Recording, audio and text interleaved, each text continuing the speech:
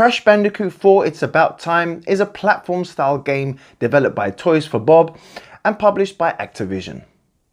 The game will be the 8th main game in the Crash Bandicoot series and is a direct sequel to the Crash Bandicoot Insane trilogy.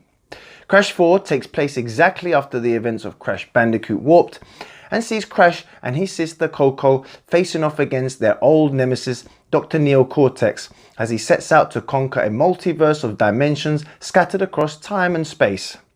And as always guys, if you don't mind, please hit that subscribe button, hit the like button if you liked the video, and hit the thumbs down if you didn't, and also hit the bell button so it notifies you every time I post a new video. Toys for Bob, the team that brought us the Spyro the Dragon remake, finally bring us a new main series Crash Bandicoot game after 22 long years. For me, I think being faithful to the original is very important for any remake, and Toys for Bob have done that here in this new Crash sequel. Just like the original games, It's About Time is a simple 3D platformer and uses the same formula from the Crash Bandicoot trilogy. You explore linear levels by making your way through a mix of 3D corridor-based stages as well as 2D ones while trying to break every crate in sight and collecting all that lovely Wumpa fruit. Toys for Bob have used the same formula here from the original games that gives us an experience that still feels very familiar. But that's not to say that Crash Bandicoot 4 doesn't have a few new tricks up its sleeve. As you play through the adventure, you will come across 4 magical masks which serve as power-ups that give you special abilities. One mask slows down time for a bit, another reverses gravity so you can flip yourselves onto roofs, and one has you spinning around like a Tasmanian devil, allowing you to jump much further. These masks are just one of the ways that add new variety and excitement to the game. You will also get to play as new characters. Some levels have you playing as Tana, who uses a grappling hook and can do wall jumps and is my favourite of the bunch. Then there's Dingo Dial, who has a giant vacuum that can suck up crates. You can even play as main series villain Neo Cortex, who has not got a double jump, so has to use his ray gun to turn enemies into platforms, and I found them all loads of fun to use while changing up the feel of the game. But for most of the game, you will be controlling either Crash or his sister Coco, who each have the same abilities that you'll recognize from the original games. Crash 4 also has great level design and perfect controls that make it a great 3D platformer. The artwork used throughout the game is gorgeous too. There are many stages that are wonderful to look at and full of creativity. And when it comes to the animation, the characters and enemies are full of life and fun to watch. Crash 4 looks even better than those beautiful remakes of the PlayStation trilogy, thanks to its use of brighter colours and the more stylish cartoon design. The boss battles are also back and are even more fun and creative than ever. As much as I love the original Crash games, I always felt that they always had weak boss fights. But not here in Crash 4. The boss fights are full of surprises that will test your platforming skills and nerve, and every boss for me felt different than the last. And speaking of skill and nerve, Crash 4 offers a very real tough challenge. For those who have played any of the other Crash games, they will know that these games can be insanely hard, especially when trying to 100% them.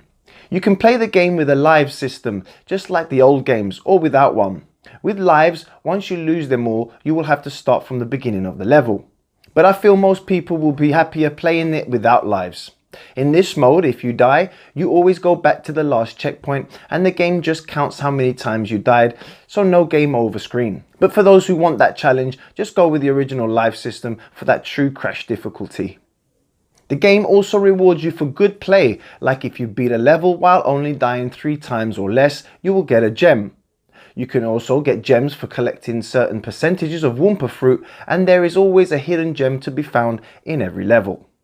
And getting all these gems unlocks new costumes for Crash and Coco.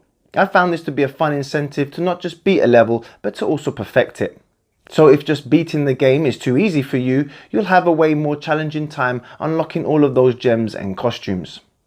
You can also find videotapes in each stage that you can only grab if you reach them without dying.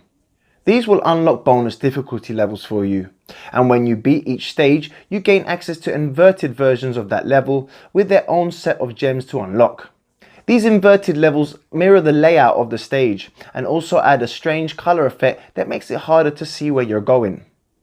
While playing Crash, I really can't say that I've come across anything that I didn't like. Well, the only thing I can think of are things that other people might not like. And that is how Crash plays it safe and is very much like the old games. So for anyone that was looking for a totally new and different Crash experience, you are not going to get that here.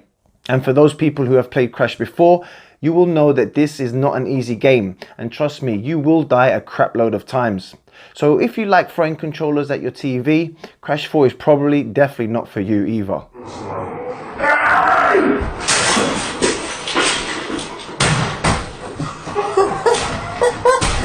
The original Crash games are classics, and for so long it seemed like we'd never get a new one. But now Crash Bandicoot is back, and it's as great as the old games, if not better. It really does capture that fun yet simple platforming style from the original, but its creative levels, new mask abilities and clever bosses help it surpass even the original trilogy. It's great to have Crash back, and I really do hope that we see a 5th game. I'm going to give Crash Bandicoot It's About Time a very strong 9 out of 10. And as always guys, please hit the subscribe button, hit the like button if you enjoyed the video, hit the thumbs down if you didn't, and also hit the bell button so you get notified every time I post a new video. You can also follow me guys on Twitter, Reddit and Facebook. So guys, thank you again for watching my video. Thank you for taking the time out to watch it. Please take care of yourselves out there, and I will definitely see you guys on the next Cobra video. Take care and bye bye.